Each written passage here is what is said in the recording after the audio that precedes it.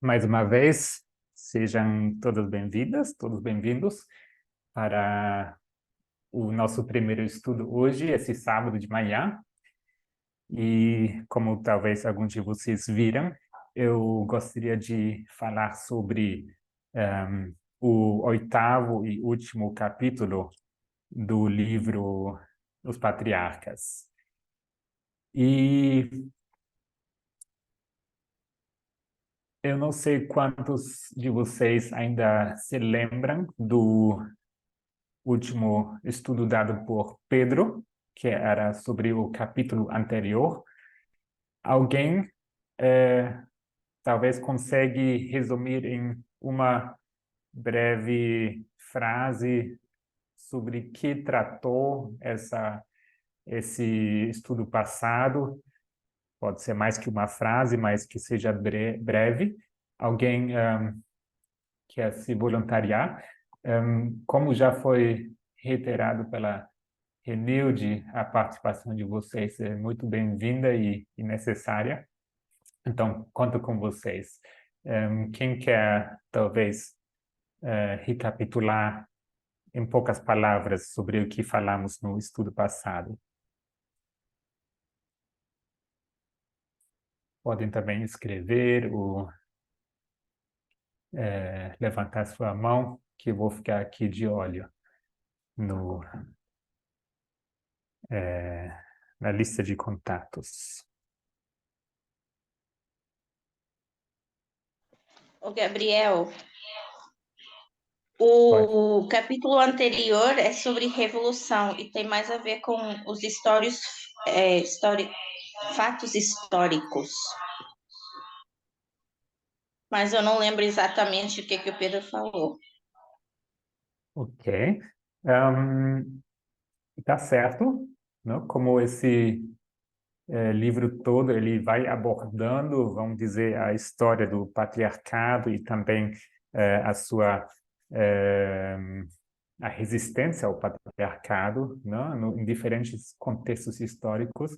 E o capítulo anterior ele acontece num período da história bem específico. Talvez a Carolina lembra, que está com a mão levantada. É, era sobre a mulher na União Soviética, né? Sim.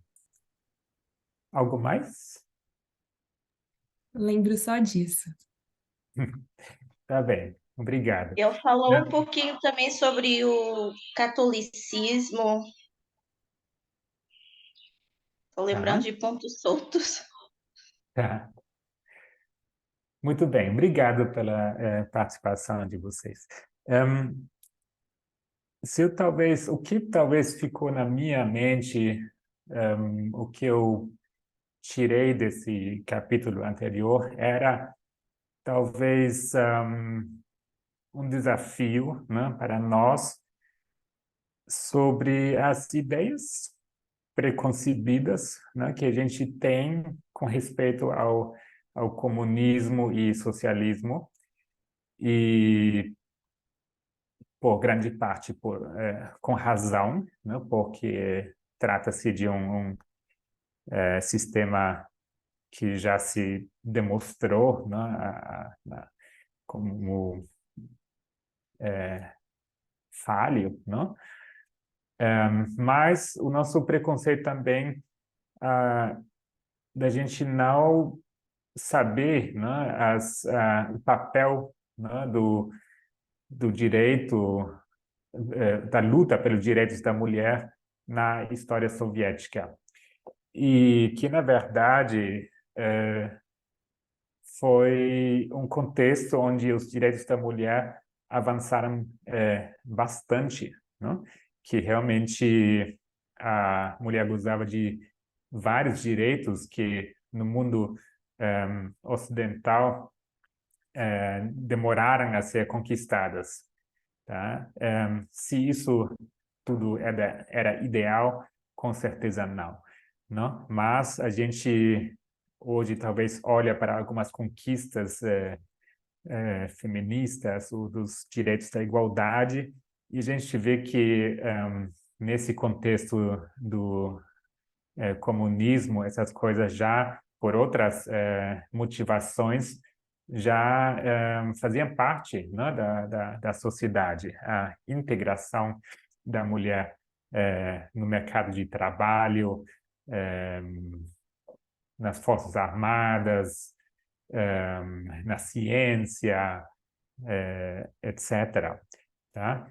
Isso tudo não é para dizer que as coisas eram boas ou ideais naquele tempo, não é para louvar o sistema socialista ou comunista, mas é para reconhecer que havia, sim, consideráveis conquistas naquele modelo, naquela época. Muito bem. Então, tanto sobre o capítulo anterior, não vou me aprofundar mais. Creio que quem quiser revisar pode olhar novamente o estudo do Pedro. O melhor ainda seria ler o livro, né? E reconheço que esse livro ainda não se encontra em português. Hoje, vou falar sobre o último capítulo. Isso não é tão fácil para mim, para ser bem sincero, porque é um capítulo extenso. Acima de tudo, também mais uma vez, a autora traz um contexto histórico bastante abrangente, bastante complexo, mas eu vou tentar fazer o melhor dentro desse curto tempo que nós temos, tá? Talvez para já dar um spoiler aqui, né? Não foi não foi planejado, não foi por intenção minha, mas acontece que justo o assunto principal, né, que é abordado, o contexto histórico que é abordado aqui é sobre a história do Irã, né? E acontece que uma história que tem me interessado há bastante tempo já. E recentemente Rose também falou sobre isso. Então, eu espero que vocês consigam me seguir. Não? Se eu avançar rápido demais, vocês podem pedir que eu elabore um pouco mais, tá?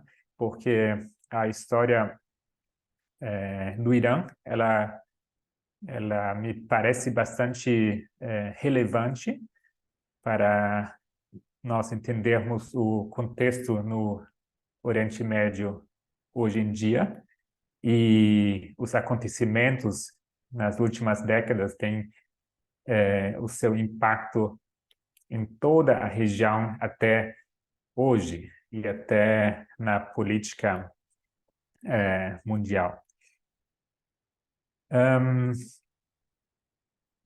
E mais outra coisa que a autora traz nesse artigo é também um assunto que eu acho que todos já sabem, que me interessa bastante, né? Já está quase virando um meme, essa questão da barganha, né? Com o diabo.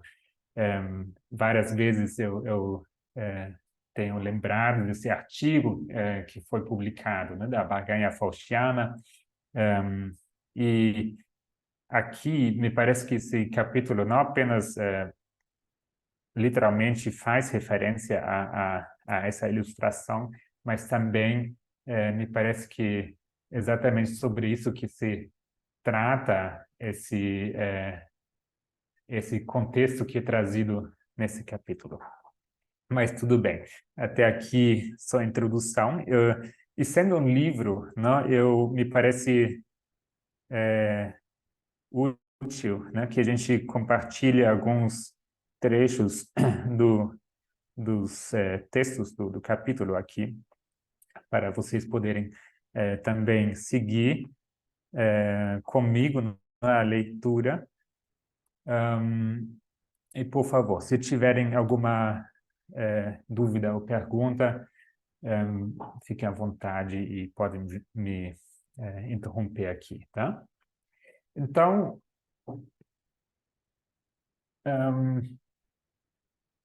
a gente vai se referir à história do Irã, principalmente no período de 1800 1979 em diante.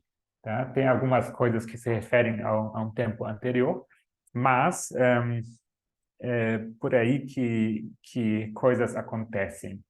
E talvez, perguntas simples, espero, não? Por que 1979? Quem quer contribuir aqui? O que acontece no Irã em 1979? Por que isso é um ponto de inflexão? Carolina, mão levantada, pode falar. Foi a Revolução Iraniana, né, dentro da Primavera Árabe, eu acho. Só que aí eles colocaram um líder muito conservador religioso, né? Muito bem. Eu acho que você falou Primavera Árabe, isso é um pouco mais recente, mas tá certo.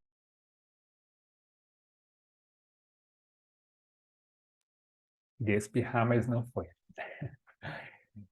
A Revolução Iraniana de 1979, exatamente. O que havia antes de 1979? Quem poderia me dizer em uma palavra? Pedro escreveu aqui: islamismo tomou poder. Gabriel, Sim, antes eles eram governados por chás, né? Era um poder que vinha de família para família, né? De pai para filho, como chamamos isso no nosso contexto? monarquia. Oi? Seria monarquia? Uma monarquia, exatamente. Então, antes era uma monarquia, logo acontece uma revolução, e esses monarcas se chamavam chás, exatamente. Obrigado, Rose. E acontece uma revolução, tá? Alguém consegue expressar também brevemente por que uma revolução? Porque as pessoas não queriam mais essa monarquia. Isso é uma questão bem válida, como a gente vai ver durante o estudo, espero.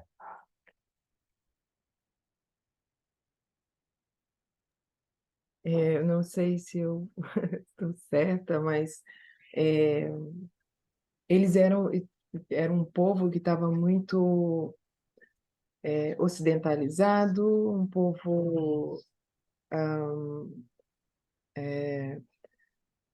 muito tinha sua liberdade, mas o poder do país estava todo na mão desse chá e começou a haver muita eh, escassez, pobreza, né?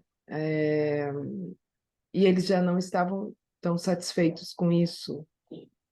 Então, acho que, não sei se posso dizer assim, mas o 1979, essa revolução é um ponto de virada. Eles precisavam fazer sua manifestação, sua revolução, para que esse regime deixasse de ser tão opressor, né? Ok. E Uhum. tá certo? Tá certo, sim. E Obrigado, Rose. uhum. Carolina? Gabi, eu não sei se eu lembro bem, mas parece que esse último governante que teve, ele estava, sim, estreitando laços com os Estados Unidos. É, tinha mulheres que elas estavam participando, né, entrando no mercado de trabalho, indo para as universidades. Eles estavam tendo essa influência.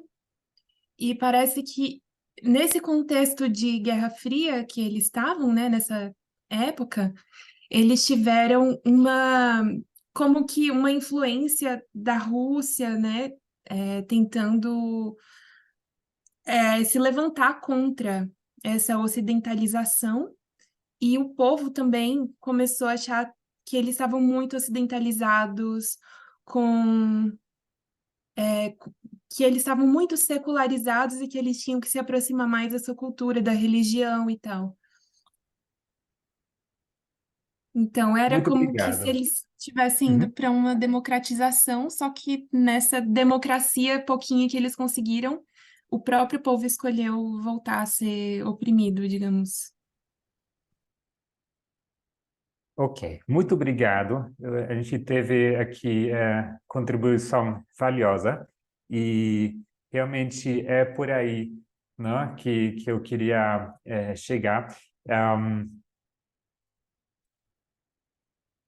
O contexto, né, da história naquele momento ele é complexo, né? É difícil resumir tudo o que acontecia no contexto dessa revolução em poucas palavras, porque, como vocês mencionaram, tem a ver também com os laços estreitos do chá, do governo, não?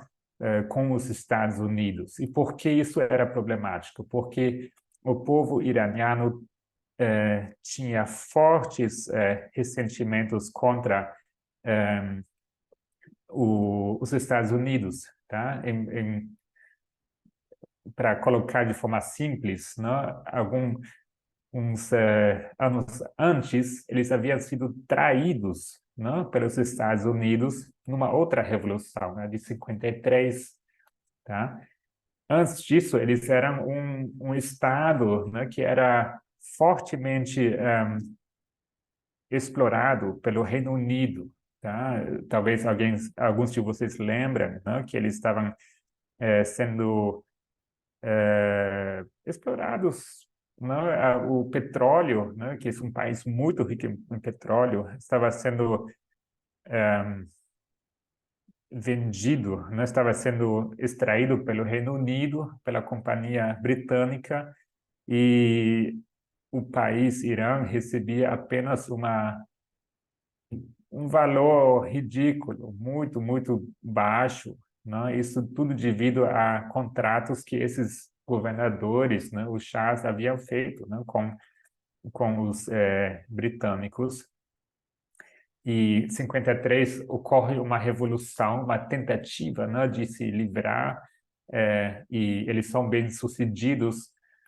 E só que no momento decisivo, né, os Estados Unidos retiram o seu apoio e o país novamente cai nas mãos de monarca, um autocrata, que é o Shah. Tá? Ele retoma o poder e esse capítulo que segue 53 até 79, ele tem dois lados. Como vocês mencionaram, não? Por um lado, houve forte progresso nas questões vamos dizer, de modernização do país. Também vemos uma mudança, né, nas questões de igualdade e direitos da mulher. E, ao mesmo tempo, vemos como essas mudanças não ocorriam no ritmo que a sociedade pudesse acompanhar ou entendia. Então, temos aqui um contexto problemático, tá? Um país que passava por grandes mudanças, tá? Ultimamente, o imperador, o Shah, não conseguia entregar, né, as melhorias prometidas à sociedade, tá? Ele fazia muitas promessas que as coisas iriam que as circunstâncias, né, de vida, né, iriam se melhorar para toda a sociedade, e isso não ocorreu de fato, né? Então, abriu-se inúmeras escolas e fábricas e tal, e daqui a pouco começa a estagnar, tá? Porque, ao mesmo tempo, o imperador continuava a fazer negócios muito prejudiciais para o país. E ele vivia uma vida muito luxuosa. Então, ele era visto como um aliado justamente com aquele país que havia traído os iranianos alguns anos antes, né? Então, a, a relação entre o povo iraniano e o seu imperador não era nada boa. Ele era visto como muito distante da realidade do povo. Tá? Eu vou compartilhar aqui alguns textos e vou convidar vocês para vocês me acompanharem aqui na leitura. Na verdade, eu vou até precisar que vocês me ajudem a ler. Tá? Eu vou abrir aqui, vamos ver se funciona. Vocês me confirmam. Vocês estão vendo o texto, transformação, deve estar escrito aqui. Sim, dá para ver. Obrigado. Então, vamos lá. Então, aqui diz, 1979, a monarquia foi substituída por uma república. Talvez só lembrando aqui, o que significa república? Alguém quer me dar uma breve definição?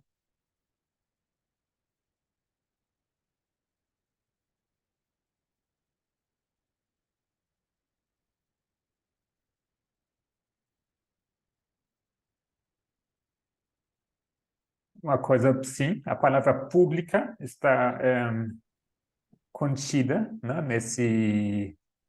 nessa palavra.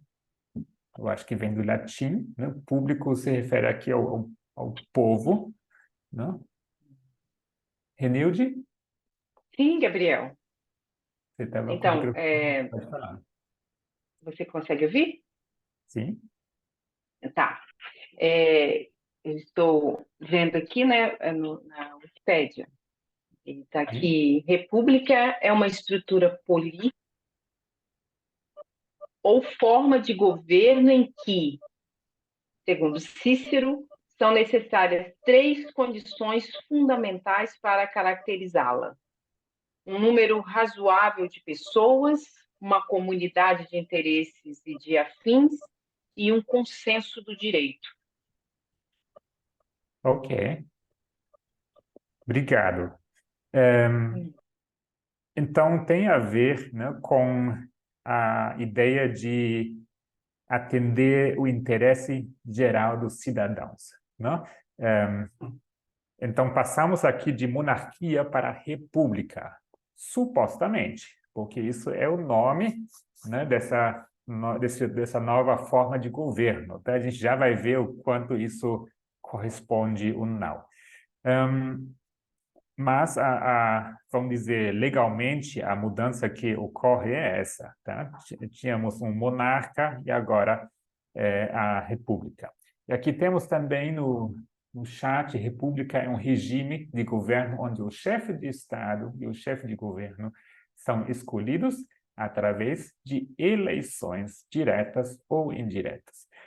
Exatamente. Então, de alguma forma, os interesses do povo estão representados numa república. Numa monarquia, como Rose já falou, é passado de geração em geração, não?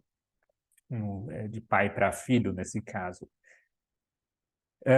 Então, quem pode ler para mim essa parte ressaltada em azul, que diz foi um movimento? Alguém pode abrir o microfone e pode ler. Falando aqui da Revolução, tá? De 79. Posso ler, Gabriel? Pode. Tá.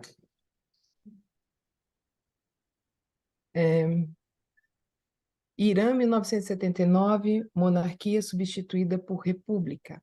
Foi um movimento que atraiu o apoio de todos os setores da sociedade, desde os clérigos muçulmanos conservadores, que já exerciam enorme influência sobre os iranianos comuns, até os estudantes de esquerda e os ativistas dos direitos das mulheres que pressionavam pela igualdade socioeconômica e de gênero, cansados de viver sob o domínio inflexível do Shah, vendo a oposição política e o debate serem reprimidos, milhões de pessoas estavam prontas para a mudança.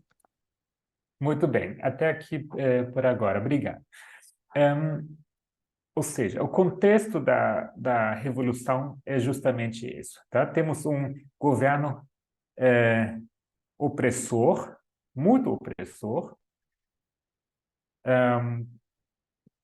Aí está a complexidade da coisa, como a gente vai ver, que ao mesmo tempo estava impondo mudanças, né, que talvez a gente não vê como sendo tão ruins, né, porque ele fazia mudanças progressistas, porém através da força, né?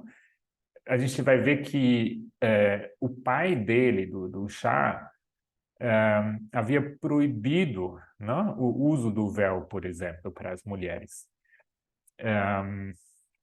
Então, a gente vê que essas mudanças, né, que algumas delas a gente olha hoje e pensa, uau, nada mal, na verdade, mas, ao mesmo tempo, era um regime opressor. Tá? Então, essa revolução, vocês terem uma ideia, ela conseguiu reunir as mais diversas grupos da sociedade. Tá? A gente vê aqui os religiosos, conservadores. Tá?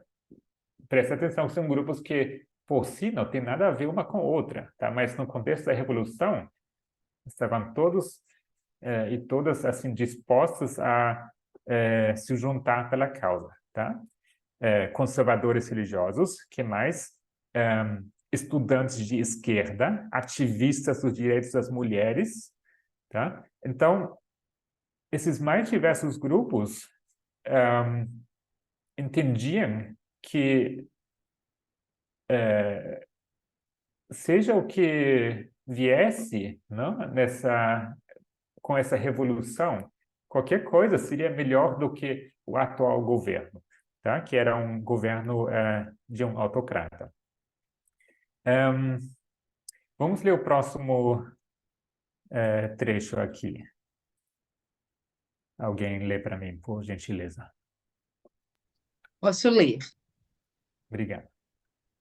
A Revolução expôs a falta de proximidade do Shah com seus próprios cidadãos. Vestido elegantemente em ternos europeus, com uma sucessão de amantes e esposas glamorosas, ele havia usado as receitas do petróleo e os laços estreitos com os Estados Unidos e a Europa para industrializar o Irã. As pessoas foram incentivadas a abandonar suas tradições e adotar a modernidade ocidental. Mas isso foi rápido demais para alguns. O medo deles era que o Irã estivesse se perdendo enquanto o Shah esbanjava dinheiro em carros de luxo e comida francesa importada. Obrigado, Rineude. Tá? Eu acho que já mencionei várias vezes assim. Eu não sei se a gente pode hoje imaginar, né, essa farra, né, que esse Shah fazia com esse dinheiro, porque não era pouco dinheiro que entrava, né? As coisas haviam mudado, as condições da venda do petróleo eram melhores para esse país, mas esse dinheiro não necessariamente chegava no cidadão pobre, senão uma grande parte o próprio imperador usava para sua própria vida de luxo, tá? Eu sempre gosto de lembrar dessa história, né, que alguns de vocês talvez se lembrem desse avião, né, a Concorde, né, que existia na época. Era um avião que voava acima supersônico, né, acima da velocidade do som. Então ele mandava trazer um chefe do Paris para servir o almoço para ele. Vocês terem uma noção, né, da vida de luxo, né, que ele vivia, e essas coisas não passavam despercebidas, né? O povo lá sofrendo, supostamente com muitas assim promessas, né, de as coisas iriam melhorar, as coisas não melhorando, e o Shah lá vivendo aquela vida de luxo, não? Então, muito problemático, e realmente a sociedade já estava farta, né, dessa monarquia, e estava assim muito disposta de aceitar um câmbio. Então, vamos ver o próximo trechinho aqui. Quem lê para mim, por gentileza? Posso ler. A oposição começou a se unir em torno de um clérigo muçulmano exilado, o Ayatollah Ruhollah Khomeini, que prometeu um futuro com princípios religiosos e culturalmente mais autênticos para o Estado, sem exploração de potências estrangeiras. Mas, como em muitas revoluções daquele século, apenas alguns acabaram obtendo a mudança desejada. A transição do sonho para o pesadelo foi bastante rápida, diz Shafiq. Khomeini voltou do exílio e estabeleceu uma teocracia. A nova República Islâmica, as leis que eram vistas como contrárias aos ensinamentos muçulmanos, ou pelo menos a determinadas interpretações deles, eram rapidamente revogadas. Os direitos das mulheres foram uma das primeiras vítimas. Os clérigos religiosos pressionaram pelo retorno aos papéis de gênero antiquados. Em pouco tempo, as mulheres agora precisavam de permissão de homens para viajar para fora do país. As escolas passaram a ser separadas por gênero. O aborto foi proibido. A idade legal para o casamento de meninas foi reduzida de 18 para 9 anos e mais tarde aumentada para 13 anos, abrindo novamente as portas para os casamentos infantis. Os homossexuais assumidos enfrentavam punições severas, até mesmo a execução. Em 1936, o pai do Shah havia tomado a polêmica decisão de proibir as mulheres de usar véu em público. Após a Revolução, o uso do véu tornou-se obrigatório, buscando um retorno aos velhos tempos. Alguns iranianos receberam bem essa virada conservadora. Obrigado, Larissa. Então, aqui eu acho que está muito bem resumido o que acontece, tá? Mas assim, só talvez para recapitular aqui, havia um religioso, né, que vivia no exílio, que é esse Ayatollah Khomeini, e ele, naquela época, era visto como o único, né, a única alternativa, o único líder que poderia trazer mudança. E não sei quanto a gente vai poder entrar, mas acontece que esse próprio Khomeini, esse Ayatollah, né, que é um alto título, né, nesse mundo religioso, havia feito promessas bastante, vamos dizer, abertas, não? Ele falou, ele tem citações, a gente pode ver que ele prometia, né, que as mulheres ainda teriam sua liberdade, que ninguém ia mandar o que teriam que se vestir ou não, e etc., né? Então, ele fez promessas, e a gente vai ver num texto mais para frente. Então, porque não é por acaso que ele conseguiu reunir, né, como a gente viu, ativistas da esquerda, ativistas dos direitos da mulher, né, prol da igualdade, religiosos, todos atrás desse líder religioso, desse Shah, né?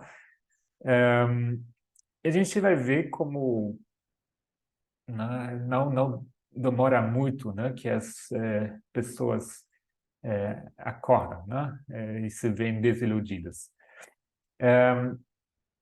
Agora, essa mudança, né, uma vez que esse Ayatollah Khomeini ele volta do exílio e o Shah, então, ele tem que fugir, foge para os Estados Unidos, né? Isso muitos já veem como confirmação que Estados Unidos mais uma vez estava por trás de tudo. Então, quando esse Ayatollah então assume, fica claro rapidamente, né, que nada, que as coisas iriam mudar drasticamente em pouco tempo, tá? E talvez só apenas aqui para relembrar, tá? Estamos aqui falando do Irã, mas a gente vai ver que o Irã aqui serve apenas como um exemplo, como uma ilustração, como uma parábola, porque essas mudanças, a autora ressalta, né, elas acontecem também, esse retrocesso, vamos dizer, acontece também em outras partes do mundo, tá? Não apenas nesse contexto do Irã. Como consequência, tá, milhares de acadêmicos, profissionais, ativistas, né, acabam fugindo para outros países, Estados Unidos, Europa, Turquia. E isso claramente deixa a sua marca, né, numa sociedade. O que acontece com uma sociedade que acaba perdendo, né, vamos dizer, sua elite, né, de pensadores, de acadêmicos, né? Isso sempre traz consequências, tá? É uma sociedade que acaba se tornando muito mais suscetível, mais fraca às novas mudanças impostas, né? Porque basicamente não há quem possa se opor ou resistir, né, ideologicamente. Muito bem. Então, vamos ver aqui o próximo trecho que eu ressaltei aqui. Eu vou ler aqui, eu mesmo vou ler. Aqui diz: os ativistas de esquerda que foram pegos antes que pudessem fugir se viram presos em condições análogas às de um caixão.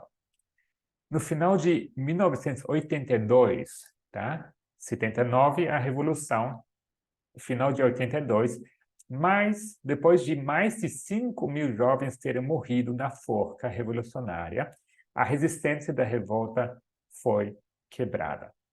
Naquele momento ficou claro que um Estado opressor havia substituído por outro, que um Estado opressor havia sido substituído por outro. Tá? Então, vocês veem que acontece essa revolução, todo mundo super feliz e animados e alegres que, enfim, o Shah opressor havia sido expulso, mas as coisas não mudam para o melhor, pelo contrário, há muita matança e se vê que as leis religiosas estão sendo instaladas assim num ritmo rápido.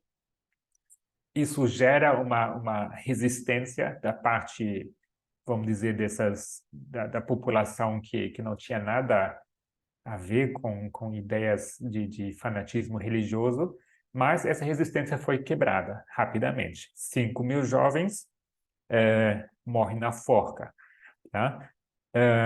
E mais uma grande quantidade de intelectuais foge, né, para o exterior. Isso deixa o país exposto, né, a um novo governo instalado, opressor, esse governo sob o Ayatollah, essa nova república islâmica, tá? Lembre que supostamente era para ser uma república. Quem pode ler o próximo trechinho aqui para mim? A gente vai ter que... Nunca é tempo suficiente, né? Mas vamos aproveitar. Temos mais 20 minutos. Vou ler. A questão?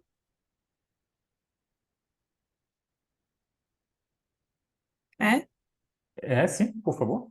Ah, tá. A questão que paira sobre nós no século XXI é como o patriarcado consegue sobreviver diante da resistência. Como é possível que as mulheres lutem tanto por mudanças, até mesmo participem de lutas revolucionárias pela igualdade, e ainda assim não consigam alcançá-las? O que há nessa forma de opressão que lhe dá tanta força? Obrigado. Então, a autora faz essa questão aqui, eu penso é quase uma pergunta retórica, tá? Eu não sei até que ponto ela dá uma resposta clara, mas ela demonstra, né, como é basicamente através da violência, né, bruta, né, que o Estado usa, no caso do Irã, né, que eles conseguem se aderir ou conseguem segurar esse controle. Mas também, eu acho que de uma forma mais profunda, tem a ver com essa barganha com o diabo, por assim dizer, tá? E a gente vai falar sobre isso daqui a pouco. E aqui ela começa a listar, então, alguns poucos acontecimentos que nos levam, vamos dizer, de 2018 até a atualidade. Quem pode recapitular esses pontos aqui, os próximos 4 pontos? Só para relembrar o que acontece no Irã com respeito aos direitos da mulher.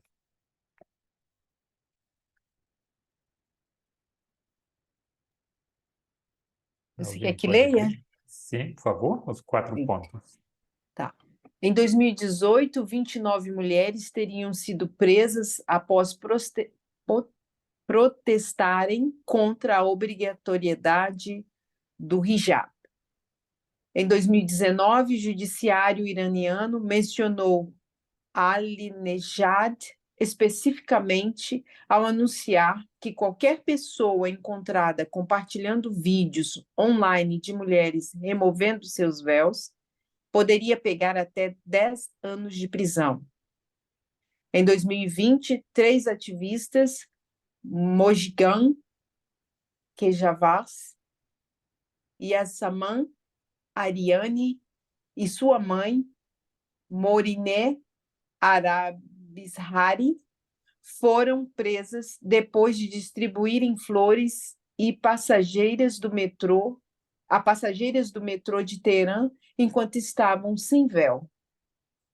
Em seguida, em setembro de 2022, protestos eclodiram em todo o Irã quando Mahsa Amini, de 22 anos, morreu após ser detida pela polícia de moralidade do Irã por usar trajes inadequados.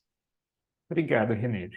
Então, com isso, chegamos ao contexto recente, né, que a Rose nos trouxe, e todo mundo viu, né, esse protesto que perdura, que a gente acompanha nas notícias, né, depois dessa menina, dessa moça, Mahsa Amini, que ela acabou sendo morta, detida, né, e isso gerou uma revolta enorme dentro da população iraniana. Mas vocês veem aqui, né, medidas muito drásticas, né, para manter o controle contra, vou dizer aqui, contra as mulheres, né, porque afinal se trata de um pedaço de pano, né, que se usa para se cobrir, e isso tem gerado assim a ira, né, causado a ira desse regime autoritário. Eles se veem assim ameaçados na sua autoridade, né, por qualquer mulher que ousa retirar esse véu, tá? Eu acho que é bem útil a gente se informar bem como são esses diferentes véus. Vocês podem dar uma pesquisada depois no Google. Eu não quis trazer aqui porque eu vi que todas as imagens que existem por aí no Google, né, eles vêm com direitos autorais e a gente tem que tomar um pouco cuidado de compartilhar essas coisas em nossas apresentações ao vivo aqui, que infelizmente não tem tanta liberdade para compartilhar esse material, mas vocês podem dar uma pesquisada, tá? Existem, ao mínimo, umas 8 formas diferentes de trajes que se usa no mundo muçulmano, trajes das mulheres, alguns cobrindo um pouco mais, outras menos, tá? O que é muito comum no Irã, um traje que cobre o corpo todo, porém deixa exposto o rosto, tá? E a mulher segura parte desse traje na frente do rosto ou apenas na frente aqui do ombro, que deixa basicamente o rosto exposto, tá? Mas cobre o corpo todo. Diferente do Afeganistão, onde tem a burca, né? Onde nada é visível. Aqui na frente dos olhos tem como se fosse uma redezinha assim, né? Que também cobre até os olhos. Mas assim, vamos nos informar sobre essas coisas, que eu acho que é útil. Às vezes a gente generaliza, fala do hijab, e etc., sem a gente bem saber de que se trata, não? Muito bem. Vamos ler aqui o próximo trecho. Quem lê para mim?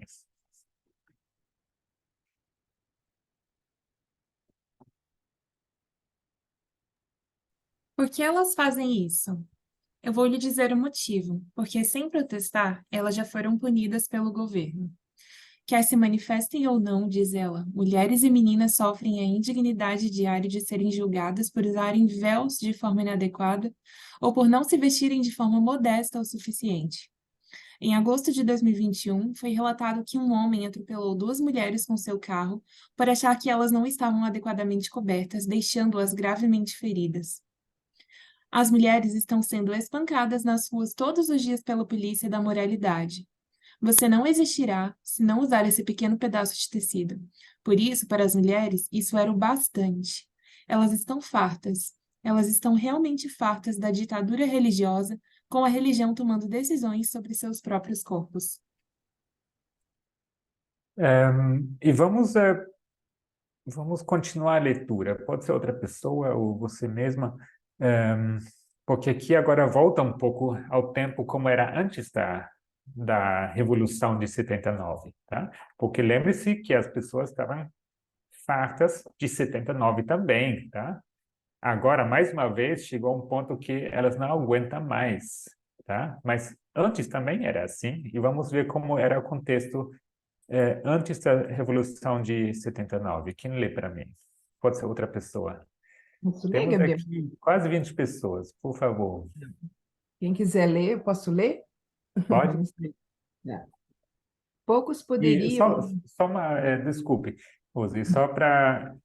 às vezes tem uns nomes aqui um pouco complicados para nós, não se preocupem, tá? Às vezes ela faz referência vamos dizer, a personagens que são mencionados ao longo do capítulo. A gente não vai poder entrar em cada detalhe dessas pessoas aqui, tá? Mas obrigado, Rose. Pode ler. Tá. Poucos poderiam imaginar que o Irã chegaria ao ponto em que se encontra. Quando o artista Andy Warhol visitou Teherã em 1976 para fazer um retrato da esposa do Shah, a imperatriz Farah Pahlavi, ele viu uma cidade em que as mulheres pareciam livres para viver como quisessem. Pelo menos entre as elites urbanas, elas usavam maquiagem e minissaias. Mulheres e homens podiam ir juntos a restaurantes e cinemas. Naquela década, o aborto foi legalizado. As mulheres serviram no exército. Centenas participaram de conselhos do governo local. Ao longo Até dos... aí, rapidamente, desculpe. Tudo bem. Então, vejam só, o contexto que esse artista vai, né, visita Irã em 76, 3 anos antes da Revolução, é esse, né? Parece o mundo ocidental e até progressista, se a gente considera, né, as conquistas, vamos dizer, que essa sociedade tinha, né? Tinha o aborto legalizado, né? Coisa que hoje em dia a gente vê já tão garantido em muitos lugares, até países como os Estados Unidos, não? Está sob ameaça essa liberdade, não? Então, chega esse artista lá e ele vê as mulheres estão completamente livres, supostamente, tá? Em, estavam bem inseridos também em várias funções, exército, governo, mas vamos ver até que ponto isso era, vamos dizer, bom ou era verdade. Pode continuar a ler, por favor. Ao longo do século XX, os esforços para melhorar os direitos das mulheres no Irã foram aumentando gradualmente. Em 1910, cerca de 50 escolas para meninas foram abertas em Teherã, escreve Janet Afery, professora de estudos religiosos da Universidade da Califórnia, em Santa Bárbara, e historiadora do Irã moderno. 2 décadas mais tarde, jornais radicais e revistas femininas estavam se opondo à poligamia, ao véu e aos divórcios fáceis para os homens. As mulheres se uniram para arrecadar dinheiro para a educação de meninas em 1933, mais de 50 mil alunas frequentavam 870 escolas para meninas, acrescenta. Em 1978, 1/3 dos estudantes universitários eram mulheres. Na mesma época, cerca de metade do corpo docente e estudantes de medicina do Irã eram mulheres. A questão para acadêmicos e feministas desde a Revolução no Irã tem sido como um país que vinha fazendo progressos mensuráveis nos direitos das mulheres há décadas. Conseguiu reverter tantos desses ganhos em apenas alguns anos. Exatamente. Essa é a questão, né? Como que acontece que tanto progresso, né, em tão poucos anos se perde novamente? Eu acho que esse texto fala por essas coisas descritas aqui, não apenas sob o governo desse último Shah, mas já antecedendo ele, havia tendências, não, em prol dos direitos da mulher. E agora eu pergunto, né, será que o regime do Shah então era melhor? Ou será que ele estava certo, né, com essas mudanças que ele impôs à sociedade? O que vocês acham? Onde está o dilema, né, dessa questão aqui? Talvez eu vou dar um pouco de espaço para vocês contribuírem. O que vocês acham? Porque a gente vê a realidade agora, né? Um país num regime opressor religioso e antes, não, vários direitos para as mulheres, porém também um governo opressor. O que vocês pensam sobre isso? A gente ainda tem uns 10 minutos, mais ou menos. Eu queria ainda concluir mais algumas ideias. Gabriel, Sim. eu acho que o sistema ocidentalizado que o Shah trouxe para o Irã afetou a cultura desse povo, tanto que alguns aceitaram, outros não aceitavam essa mudança, né? Uhum. E embora as mulheres estivessem tendo um crescimento nos seus direitos, né? Na sua liberdade, que a gente viu aí que é muito, muito forte, né? Ah, ainda havia essa opressão governamental, né? Sobre esses povos. E aí, nesse caso, afeta tanto quem está de acordo com essas mudanças, quanto quem já não quer mais, já não aceitava essas mudanças, né? Não sei se eu consegui explicar bem. Obrigado, Rose. Mais alguém quer comentar?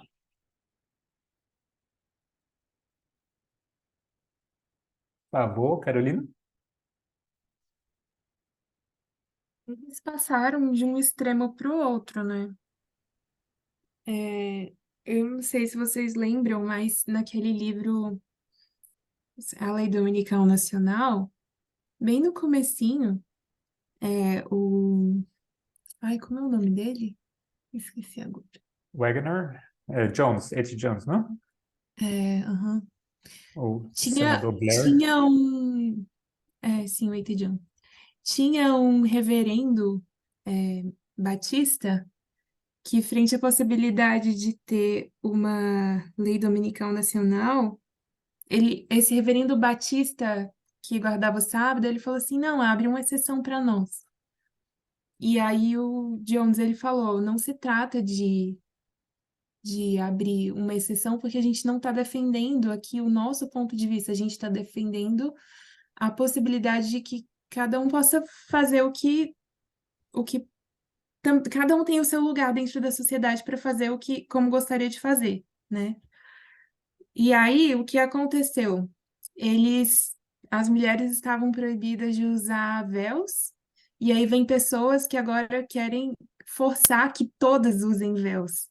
Então, eles passaram de um ponto em que somente a opinião de um era guardada para que houvesse uma mudança e que novamente somente a opinião de um fosse guardada, sabe?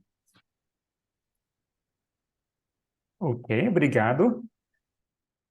Eu vou aproveitar aqui e introduzir aqui um pensamento que eu mencionei no começo, tá? Eu não sei quanto que eu vou conseguir, até que ponto eu vou conseguir concluir o estudo, tá? Porque ainda tem vários pontos importantes. Mas vamos lá.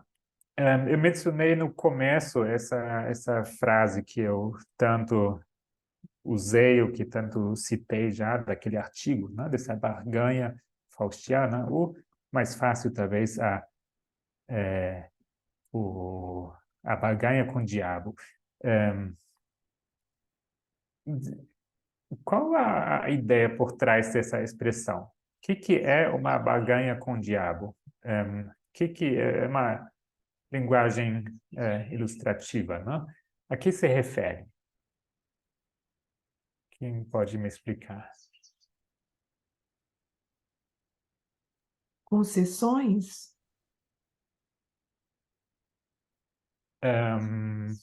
Quem falou? Eu, Rose. Rose. Então, fazer um trato com o diabo é fazer concessões. Ok? Alguém quer acrescentar algo mais?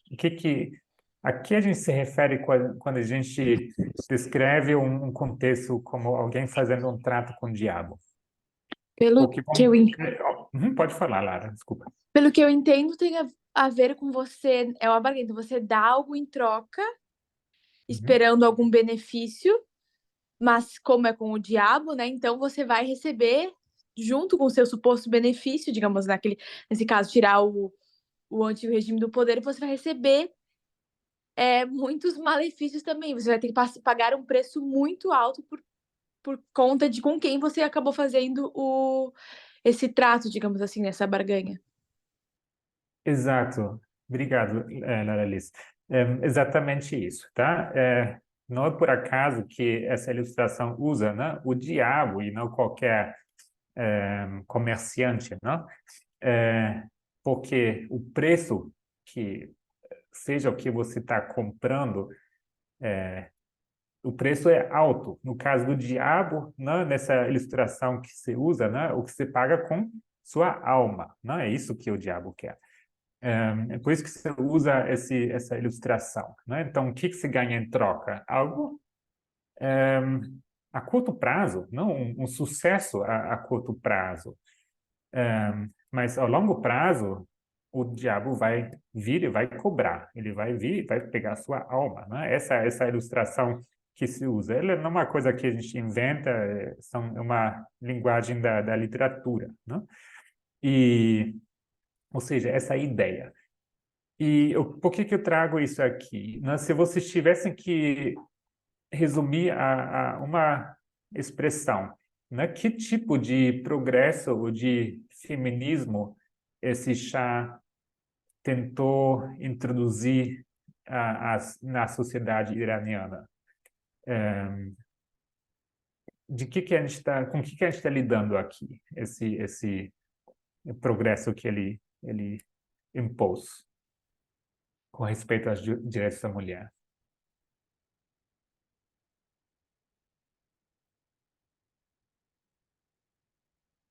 Por grande parte, pelo menos. Eu fico pensando que, né, a gente vê, por um lado, essas questões de igualdade de gênero, algumas coisas um pouco forçadas, a questão do véu, talvez, mas várias coisas de avanço em termos de igualdade de gênero. Mas o que eu me pergunto era onde estavam as mulheres no poder nesse regime, porque, claro, tem que começar por algum lado, mas às vezes é mais fácil para quem está no poder você botar, fazer reformas nas camadas mais baixas que não te afetam, mas colocar mulheres no poder para que elas também tenham voz. Isso não acontece, eu também conectando, não exatamente com a pergunta, mas eu me pergunto onde estavam as mulheres na Revolução. E será que talvez foram mortas ou não tiveram tanta expressividade, que talvez se elas tivessem tido mais espaço, mais voz, não teria acontecido o mesmo que aconteceu? Não sei, fica o questionamento. Obrigado, Leralice. Tá, talvez a pergunta não é tão justa, porque eu não contei toda a história, né? A gente ainda tem alguns textos aqui, mas uma coisa que eu acho que a gente leu aqui nesse último texto, né? Chega esse artista aqui que ele vê uma sociedade onde as mulheres podem usar mini saia, usar maquiagem e podem sair homens e mulheres juntos ir ao cinema, restaurante, não? E essas conquistas, vamos dizer, né, a gente conhece elas, né, porque elas vão para um extremo que a gente vê com olhos críticos, não ir ao cinema e restaurante, tá? Mas eu acho que não por acaso que aqui fala, né, maquiagem mini saia, né, porque eu acho que essa liberdade, né, que foi trazida às mulheres iranianas veio junto, misturada com... quer falar, Gay? Pode falar, talvez se completa o que eu quero dizer.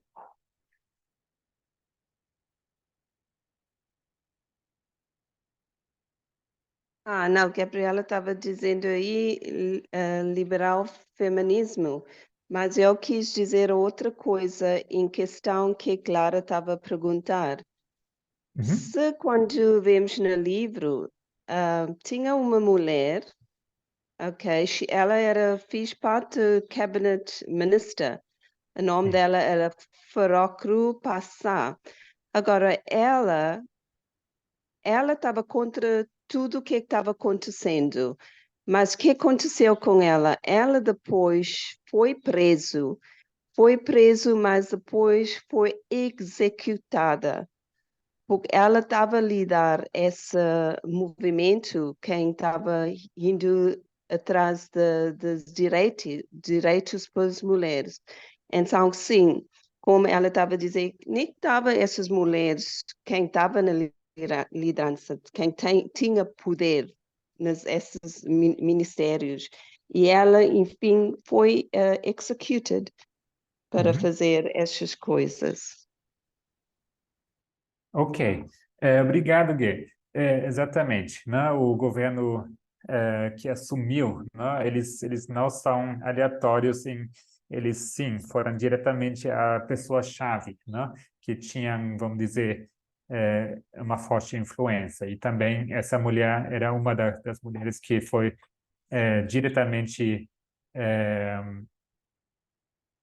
tirado, né, da sua posição e ela acaba morrendo de fato, né? E o que a Gabi menciona, né, feminismo liberal, era justo o que eu queria trazer.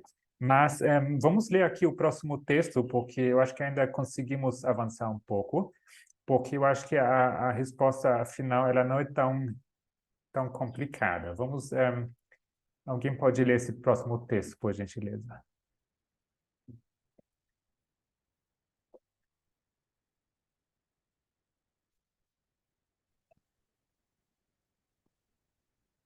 Logo após a vitória da Revolução, a atmosfera política mudou, explica Amir Ebrahimi.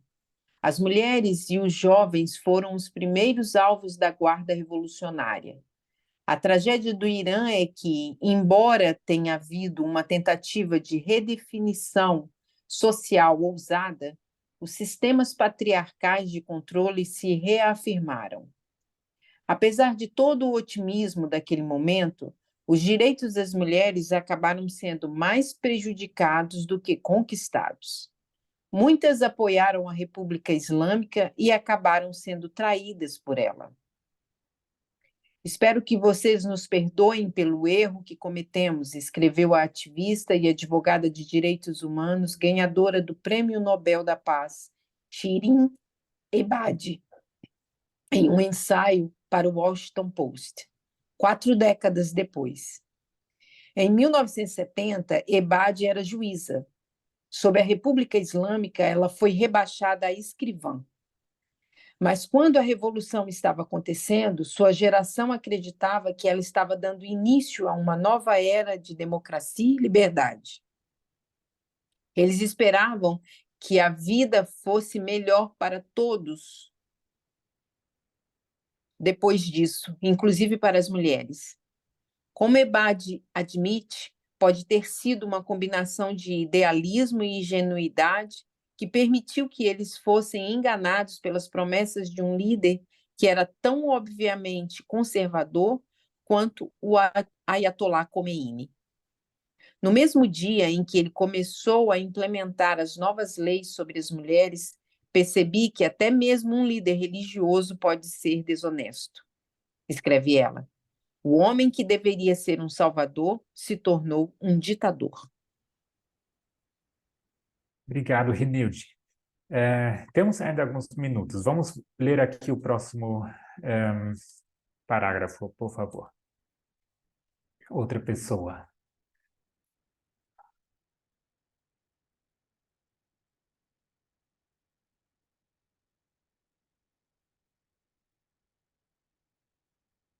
Posso ler? Sim. Frances Hasso, estudiosa de gênero e sexualidade no mundo árabe na Duke University, descreve os compromissos que as feministas fazem dentro dos estados patriarcais como barganhas com o diabo. A reforma interna pode parecer necessária e útil no momento, mas a desvantagem é que o pensamento novo sobre a vida sexual e familiar é excluído no processo. Torna-se mais difícil pressionar por uma reinvenção ousada da sociedade quando as pessoas já foram pacificadas com mudanças menores. E como sabem aqueles que pressionam por uma reforma interna, as mudanças menores podem vir de forma dolorosamente lenta. Hoje, o direito de voto da mulher é uma questão apartidária na maioria dos países. É incontroverso. No entanto, há pouco mais de um século, a expectativa de ação em relação ao sufrágio era considerada radical, inclusive na Europa e na América do Norte. O mesmo se aplica a muitos dos direitos que hoje consideramos garantidos. Em 1889, ativistas nos Estados Unidos enfrentaram considerável resistência dos líderes locais quando tentaram fazer uma petição ao estado de Delaware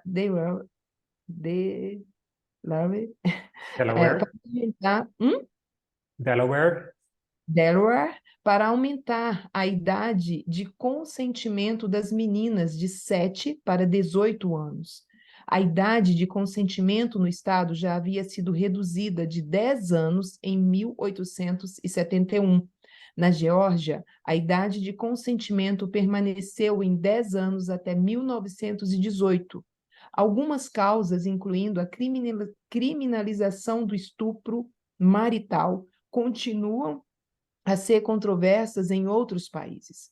As mudanças graduais na lei e nas atitudes públicas podem parecer um progresso.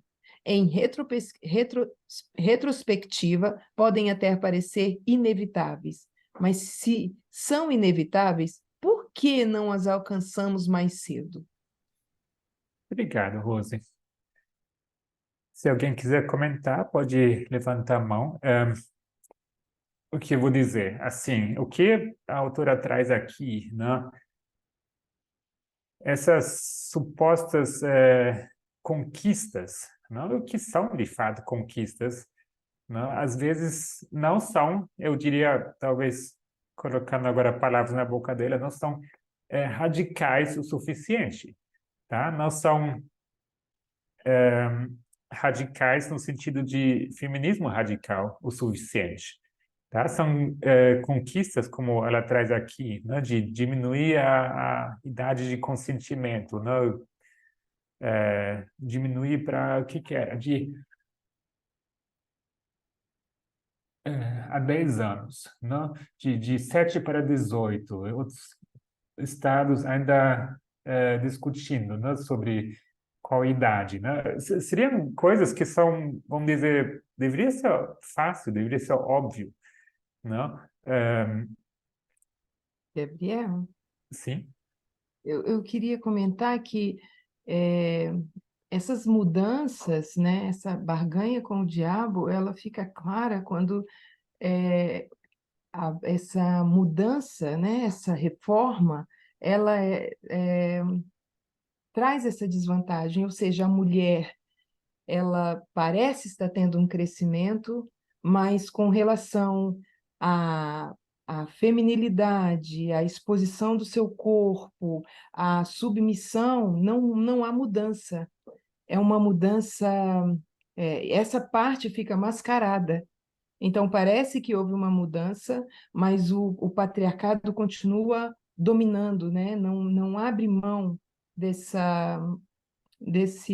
estereótipo que a mulher tem que estar se submetendo, né? Então, e talvez elas nem percebam isso, né? Sim, obrigado, Rose. Foi feita uma pergunta aqui, que idade de consentimento? É a idade que uma pessoa pode consentir num ato sexual, né? Então, uma vez que, vamos dizer, que é dado o consentimento, não se trata de estupro, né? Ok, acabou aqui o nosso tempo, tá? Mas eu só queria trazer mais uma última frase aqui, o parágrafo, não?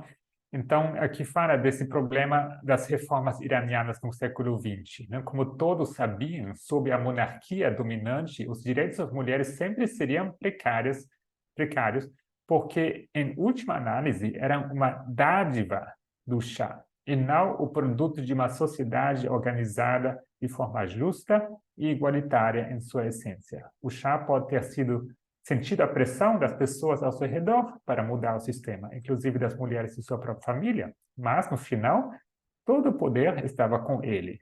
A emancipação das mulheres só viria em seu ritmo. Tá?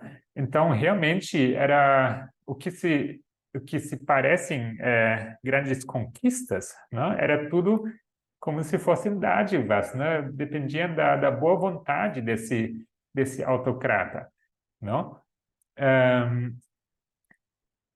E a gente vê que isso vem misturado, não, com uma ideia, né, que, na verdade, a gente entende que desvaloriza, né, a mulher, né? Que essa liberdade que foi introduzida, e pena que acabou aqui nosso tempo, né? Mas os religiosos, não, se aproveitam vamos dizer, desse ponto fraco e começam a criticar e falam, tá vendo o que estão fazendo com as nossas mulheres iranianas, né? Tá, e começam a criticar quem? Os Estados Unidos, né? Onde eles muito bem identificam, né, que a mulher havia se tornado um objeto do capitalismo, né, para poder vender, né?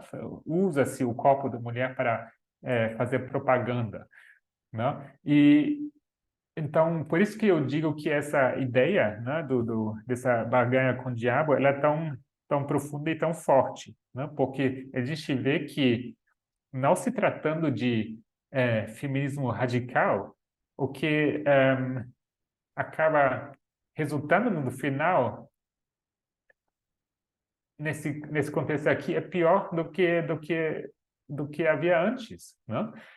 E porque a cobrança vem, não? E o que você vai argumentar, né? Os religiosos estavam criticando, né, que a mulher no mundo ocidental havia se tornado um objeto, né? Então, o que eles propõem? Né? Véu completo. E para muitas pessoas da sociedade faz perfeito sentido, né? E não entendem, assim, o que é melhor, o que é pior, o que, na verdade, que nenhum dos dois extremos, assim, traz, beneficia, né? A mulher, a sociedade como um todo, né? E eu vou pensar se a gente ainda talvez faz uma continuação desse estudo para concluir, ou se a gente deixa por aqui mesmo. Eu espero que vocês tenham conseguido seguir o que eu quis trazer nesse estudo. Tem alguns comentários aqui no chat. Eu vou encerrar o estudo aqui, tá? Eu agradeço pela participação e espero que esse livro saia logo também em português, para que vocês possam também ter acesso mais fácil, tá? Mas obrigado mais uma vez e daqui a pouco a gente se vê no próximo estudo com Pedro e eu quero convidar vocês para uma oração.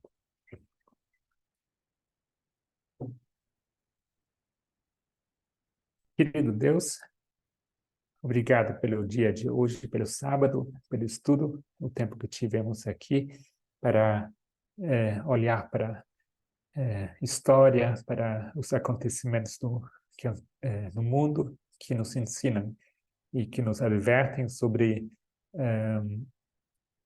o nosso tempo hoje, que possamos